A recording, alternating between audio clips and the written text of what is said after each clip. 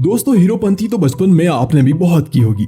फिर वो अपना जाती बैट बॉल लाकर की हो या अच्छे खासे चल रहे खेल को बिगाड़ कर। मगर इस वीडियो में हम बात करने वाले हैं दूसरी हीरोपंती की, मतलब भाई साहब जो अपने बाजू के दम पर की जाती है।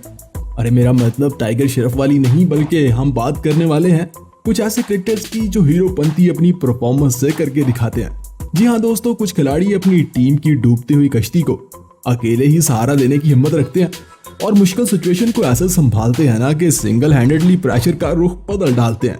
तो आज की इस वीडियो में हम आपको दिखाने वाले हैं क्रिकेट के 10 ऐसे ही वन मैन शो मोमेंट्स। मुझे उम्मीद है ये वीडियो आपको जरूर पसंद आएगी, सो एंड तक जरूर देखिएगा। तो चलिए शुरू करते हैं नंबर 10 से। दोस्तों, क्रिकेट में आपने भी सुना होगा कि हर खिलाड़ी का एक दिन होता है और इस दिन इसकी सीधी तो क्या उल्टी भी चल जाती है। ऐसा ही कुछ 2003 में चल रहे न्यूजीलैंड वर्सेस इंडिया के इस मैच में हुआ और ये दिन था इंडियन बॉलर जहीर खान का। बॉल पकड़ते ही जहीर पहली गेंद पर पहला विकेट चटकाते हैं, तीसरी गेंद पर दूसरा और न्यूजीलैंड के 0 के स्कोर पर 2 विकेट गिर जाते हैं। जहीर की स्विंग डिलीवरीज कीवी बल्लेबाजों की सांसें उखाड़ देती हैं और जहीर 5 विकेट्स ले उड़ते हैं। पूरी कीवी टीम 168 के स्कोर पर पवेलियन लौट जाती है और अब बारी आती है इंडियन टीम की। इंडियन टीम के पांव भी क्रीज से उखड़ते हुए नजर आते हैं और 100 के स्कोर पर इंडिया के 7 खिलाड़ी आउट हो जाते हैं। यहाँ भी जहीर खान इस डूबती हुई कश्ती को सहारा देते हैं जनाब और क्रीज पर जम जाते हैं। इस दिन जहीर का बल्ला बॉल को सीधा लगा या फिर उल्टा, बॉल बाउंड्री से बाहर ही गई। जहीर इस मैच में 53 स्कोर करते हैं और मैच के हीरो बन जाते हैं। नंबर 9।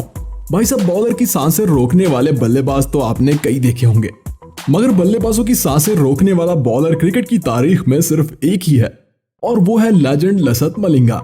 मलिंगा के सामने खड़े बैट्समैन की भी वही हालत होती है जनाब जो डॉक्टर के हाथ में इंजेक्शन देखकर बच्चे की होती है। मतलब कंफ्यूजन ही रहती है कि बॉल सर में लगेगी या टो पर। मलिंगा अपनी जबरदस्त परफॉर्मेंस से कई बार ऐसे कारनामे कर जाते हैं ना कि हर कोई इन्हें सलामी देता है।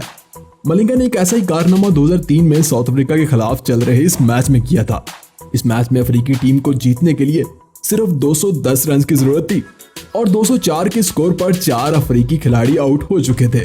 बाकी बची 30 गेंदों पर अफ्रीकी टीम को जीतने के लिए सिर्फ 4 रन की जरूरत थी और फिर आता है लसित मलिंगा का वो गजबनाक ओवर, जिसकी पहली गेंद पर सामने खड़ा बैट्समैन ऐसे बोल्ड होता है ना जैसे मोहल्ले का फास्ट बॉलर पहले दिन आने वाले अनाड़ी को बोल्ड करता है।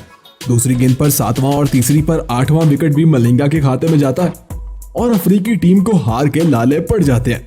मलिंगा अपनी चौथी गेंद पर जब 9वां विकेट गिराते हैं ना तो भाई साहब फैंस की भी सांसें रुक जाती हैं, मगर बदकिस्मती से मलिंगा का ओवर खत्म हो जाता है और अगले ओवर में अफ्रीकी टीम मैच जीत जाती है, वरना मलिंगा तो यहाँ अफ्रीकी टीम का काम तमाम करने वाले थे। नंबर 8। एक कहावत है कि बैल अनाड़ी और फिनिशर खिलाड़ी दोनों ही जब जोश में होना तो किसी के काबू नहीं आते। वैसे ये कहावत ना मेरी अपनी ही बनाई हुई है। दोस्तों, पाकिस्तानी टीम में अब्दुल रज़ाक से बेहतर फिनिशर बल्लेबाज आज तक कोई दूसरा नहीं आ सका। अब्दुल रज़ाक की हार्ड हिटिंग बॉलर्स की लाइन ही खराब कर डालती थी। इस हीरो की हीरोपंती का एक कारनामा साउथ अफ्रीका के खिलाफ इस मैच में देखिए, जब 287 रन का टारगेट पाकिस्तानी टीम पर ऐसा ही भारी था जैसे बैक बेंचेस पर इम्तिहान का बोझ। मतलब पाकिस्तान की 100 के स्कोर पर 4 और 120 पर 5 विकेट्स गिर चुकी थी और फिर मोर्चा संभालता है कौन भला? अब्दुल रज़ाक। अब्दुल रज़ाक अफ्रीकी बॉलर को कुछ ऐसे धोते हैं ना जैसे साउथ इंडियन मूवी का 60 किलो का हीरो 110 किलो के विलन को धोता है। दूसरी साइड के विकेट्स गिरते रहते हैं और बात 230 पर 7 और 240 पर 8 तक पहुंच जाती है, मगर अब्दुल रज़ाक का बल्ला नहीं रुकता जनाब। इवन 270 के स्कोर पर 9वां विकेट भी गिर जाता है, मगर सामने अभी भी अब्दुल रज़ाक जमे होते हैं। तो फिर क्या जनाब, वही होता है जो हर हिंदी फिल्म के आखिर में होता है, मतलब हैप्पी एंडिंग। रज़ाक आखिरी ओवर की पहली गेंद पर छक्का लगाकर सेंचुरी करते हैं और अगली गेंद पर चौका लगाकर मैच जीत लेते हैं। नंबर 7। कहते हैं किस्मत इंसान को कुछ बड़ा करके दिखाने का एक मौका तो जरूर देती है और ऑस्ट्रेलियाई मिस्टर क्रिकेट कहलवाने वाले माइक हस्सी को वो मौका 2010 के T20 वर्ल्ड कप में पाकिस्तान के खिलाफ मिला था, जब 192 के टारगेट के सामने 105 के स्कोर पर 5 ऑस्ट्रेलियाई बल्लेबाज आउट हो चुके थे और 7वें नंबर पर बैटिंग करने मैदान में माइक हस्सी आते हैं। 45 गेंदों पर 87 का स्कोर, ऑस्ट्रेलिया अंडर प्रेशर और मैच हाथ से निकलता हुआ। ऐसी सिचुएशन में माइक हस्सी विकेट पर पांव जमाते हैं और बॉलर्स की धुलाई करना शुरू कर देते हैं। इवन 155 के स्कोर पर 7वां विकेट गिर जाता है और बात आखिरी ओवर तक जा पहुंचती है। आखिरी ओवर में 6 गेंदों पर 18 रन की जरूरत होती है।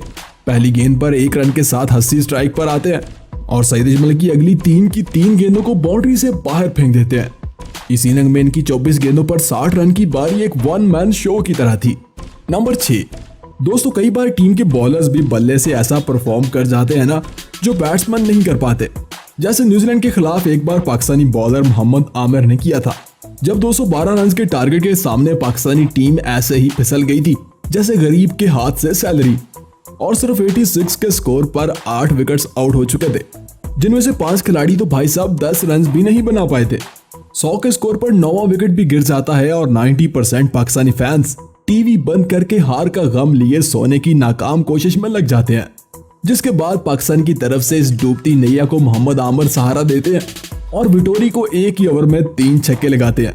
कीवी बॉलर्स के लिए ये आखिरी विकेट बड़ी मुश्किल खड़ी करती है, क्योंकि आमिर और अजमल की जोड़ी स्कोर को 204 तक पहुंचा देती है और आखिरी ओवर में 6 गेंदों पर सिर्फ 8 रन की जरूरत होती है।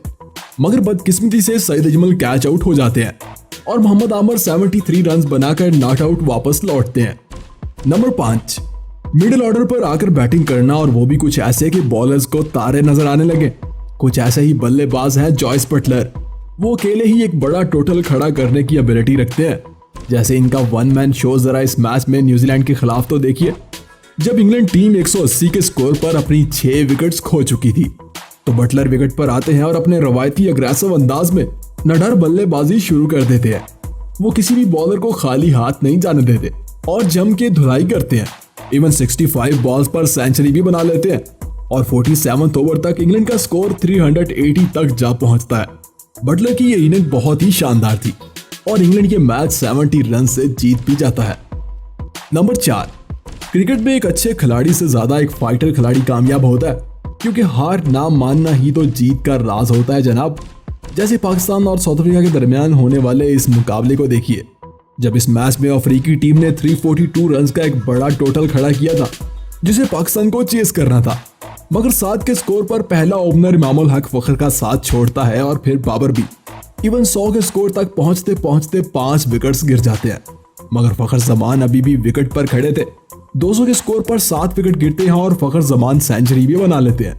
फैंस हौसले हार जाते हैं कि फखर की सेंचुरी भी अब मैच नहीं जितवा सकती, मगर ये फाइटर खिलाड़ी हार नहीं मानता और अपनी सर तोड़ कोशिश करता रहता है।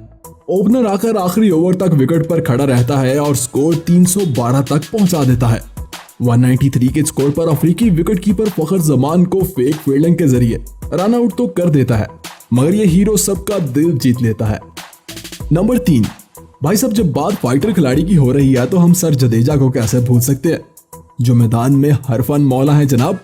बॉलिंग, बैटिंग या फिर फील्डिंग, वो हर चीज में जान मारते हुए नजर आते हैं।